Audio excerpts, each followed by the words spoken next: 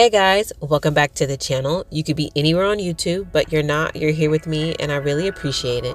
In today's video, as you can tell from the title, I am going to focus this week on making a couple of soups for my family. I love soup season. Soups are so versatile, they're filling, and quite frankly, they're really easy to cook. So let's get started. The first soup that I am going to make this week is going to be a creamy chicken noodle soup. My family was feeling a little bit under the weather, nothing too bad, thank the Lord, but just some runny nose, some sniffles, the average stuff. So I decided that I would get us some chicken noodle soup. I'm going to start off with thighs. I love making chicken soup with thighs. I will make them with other cuts of meat, but I like thighs honestly because they're the fattest. You know, they have the most fat content and I love it. So that's what I'm going to start with. I season them up with just my choice of seasoning, pretty much everything that's in my cabinet, and I put them on to bake. Now, while they are doing that in the oven, covered of course to keep them moist, I am going to pour these vegetables and start sauteing them. I've got carrots, I've got celery, I've got some red onion. There's a variety of things you can use as well as garlic, but honestly, I'm going with a lot of the traditional elements of chicken soup, so I'm just going to throw those all in there. And I also have the egg noodles on the back of the stove boiling.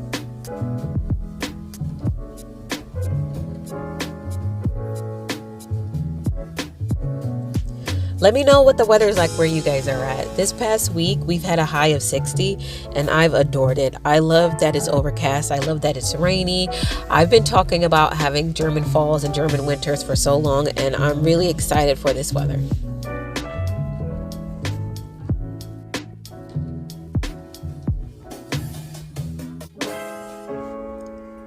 All right, you guys, so now that my vegetables are sauteed to my liking, I am pouring in some chicken bone broth. And I want to apologize in advance. I don't measure when I cook. I just pour until things look right. So I'd say we were probably at about a cup and a half of the chicken bone broth. And then I added in a little bit of milk. And then the third thing that I added was a little bit of milk with about a teaspoon of flour. I wish that I had heavy cream. I didn't. So in order to make the broth just a little bit thicker and a little bit more creamier, I did add that flour in there.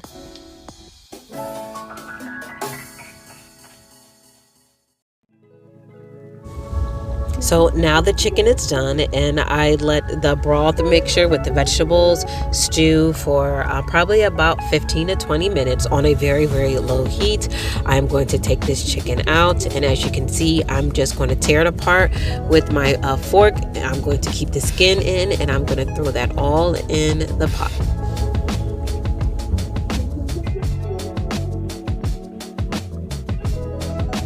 Now, one of the last things I'm going to do is take my immersion blender and get in there. I did add about, I'd say, 3 tablespoons of butter. As you can see, it's separating from the rest of the broth. So I just want to go in there and give it a really good mix. I'm going to dump the chicken in here now, as well as the egg noodles. Keep this on low because if you cook it any higher, your egg noodles will start to get kind of gummy, and I didn't want that, so it's definitely on low. I'm going to give it one last dash of salt and pepper just for taste, and then it will be all complete.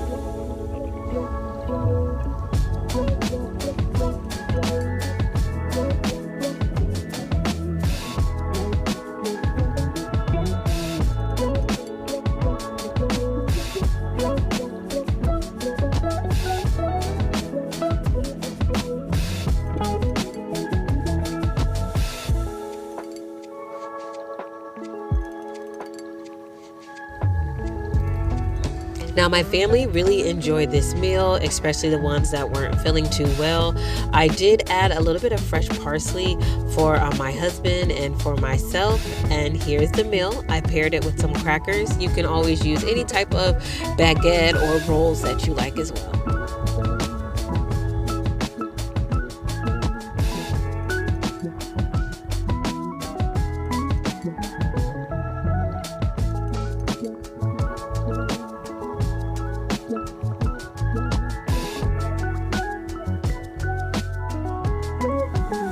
Moving on to the pumpkin soup. This one was a bit of a doozy. I cut up the onions here. I'm just chopping them, nothing fancy, because I'm going to blend them in the pot. So I'm just going to get them kind of thin so I can roast them in the oven. I use white onions and I use the red onions. Now, the most tough part for me was cutting up this pumpkin. And I thought that this pumpkin was not going to be enough. I didn't think it would make a large serving, but it did. It made a pretty large serving, but cutting it was a doozy, you guys. I cut out the clip of me fighting this pumpkin because it just took so long. I switched knives. I took off, I guess what you would call the rind, the outside of it. I tried everything. Eventually, I did win, but it was not without a whole lot of muscle and a whole lot of work.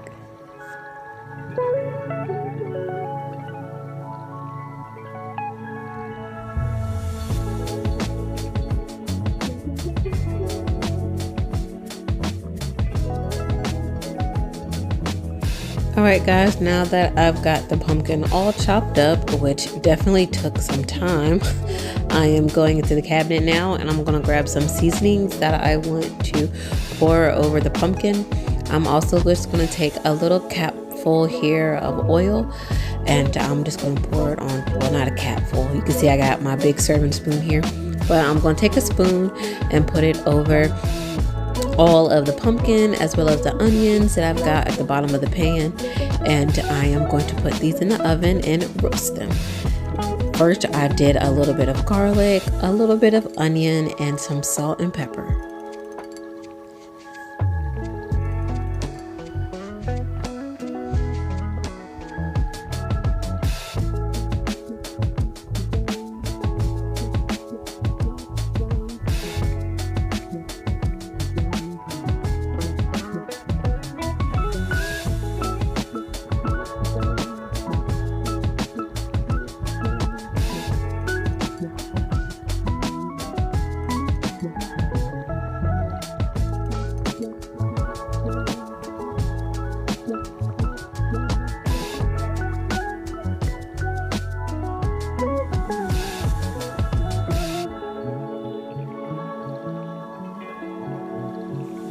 Now I'm going to get started on the broth that I'm going to make, and of course I've got butter.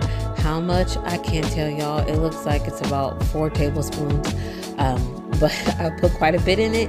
And then I'm going to mash this garlic here and scrape that on in. I'm going to let it saute for a little bit before I put in any more ingredients.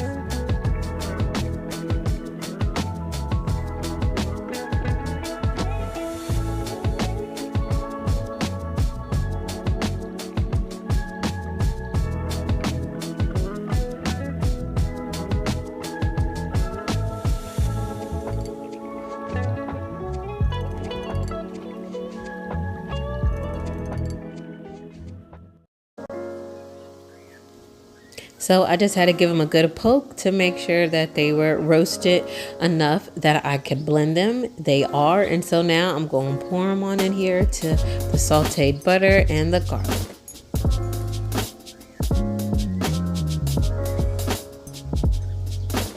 So now I'm just going to give them a mash just like I would do potatoes, and I'm just going to beat them to death and mash them to death before I go in with my broth. I had about 2 cups there, and that is you can use any broth you prefer, but I use chicken broth, and so I just poured about 2 cups in there. And now after that, I let all that cook together. I'm going to take my immersion blender and I'm just going to mush it up quite a bit more, just try to get it creamy. I let it cook in there, I'd say for about 10 minutes on a medium heat, and I just kept stirring it. And so now I'm going in with the blender and it's blending very well. So I added milk because I wanted it to be creamy, not just flavorful from the broth. So you can also use half and half, or you can use heavy cream if you choose to. But I had milk on hand and that is what I use.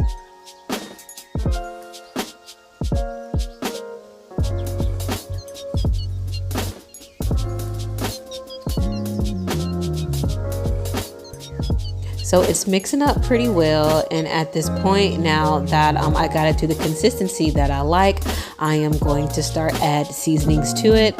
Now you can add as little or as much as you want, just depending on how strong you want it to be flavored.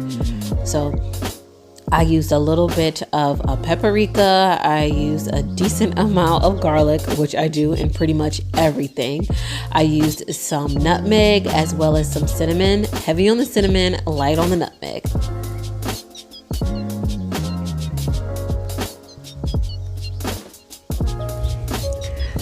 As my soup simmers on the stove for about 15-20 minutes top, I am going to take Luna out to use the bathroom very quickly.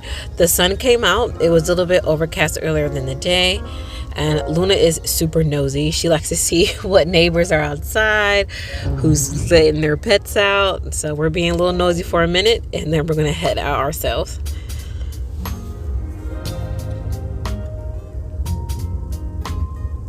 And here it is all finished for you guys. The consistency was perfect. I loved how it tasted, and I just paired it with a little bit of bread that I had bought down at the grocery store. It was a wheat bread. I just toasted it, and this was dinner.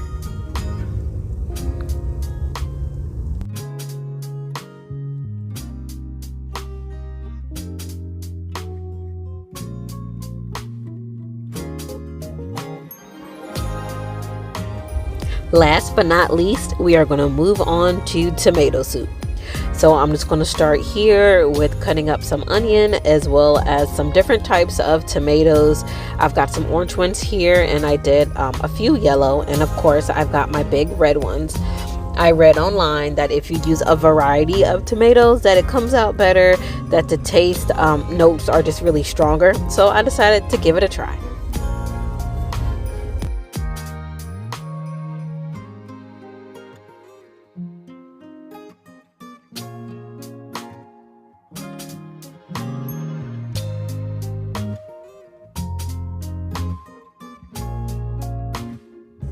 Now that those are all cut up, I am going to put them in the oven, and I'm going to let them roast for, I think they were in there for about 40 minutes.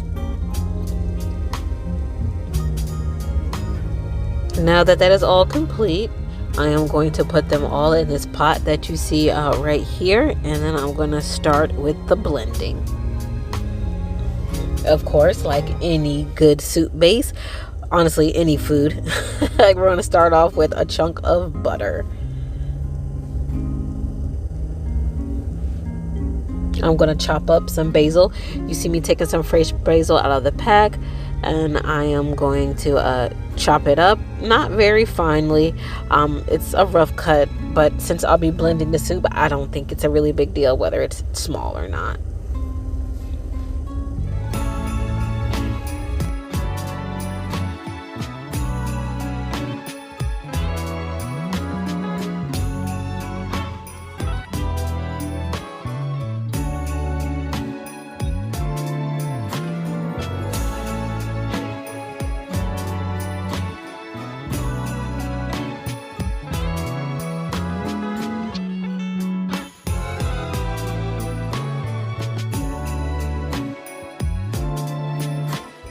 I wanted this soup to be creamy and not too acidic, so I'm going in with some milk, and I'm just going to incorporate that with my butter and the basil that I had sauteing in it. We're going to take these scoops of the onions that were roasted as well as the tomato and pour them right on in.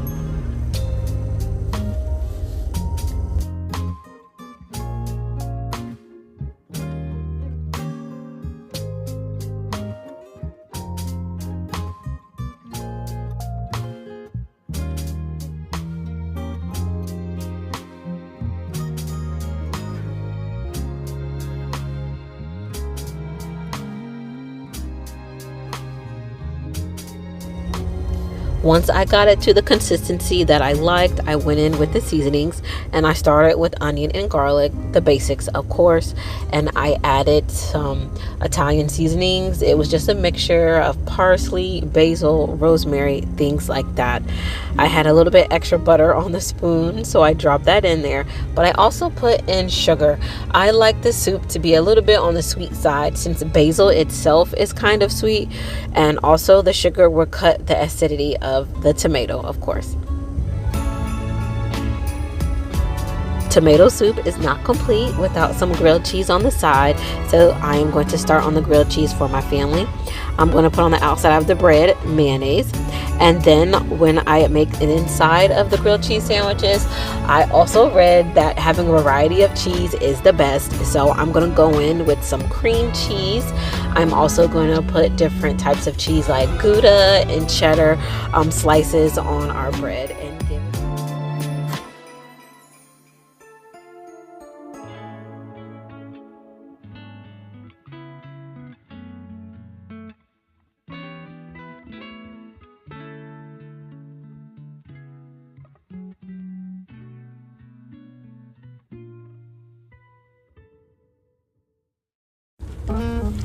If you do not have cheese melting out the sides of your bread, you are not making grilled cheese right. I enjoy this so much. I hope y'all enjoy the video and the soups for the season. Hopefully it is cooling off wherever you're at and you'll be able to enjoy these. I hope to see you on the next one. Bye. 내 목소리 들으면 갑자기 말